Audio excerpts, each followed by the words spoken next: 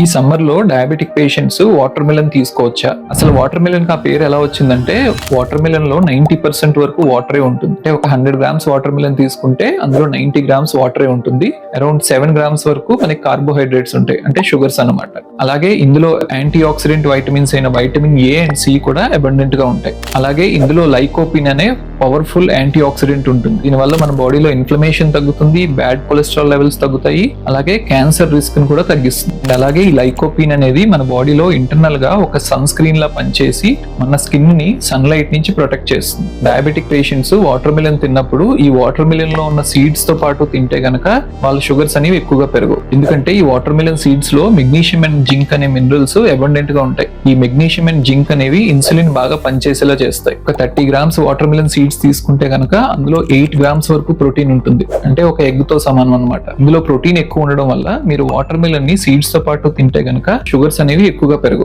So diabetic patients ఈ water melon ని around 100 to 150 grams seeds తో కలిపి సాయంత్రం 4 to 5 మధ్యలో ఒక స్నాక్ లా తీసుకుంటే మన షుగర్స్ అనేవి ఎక్కువగా పెరుగు.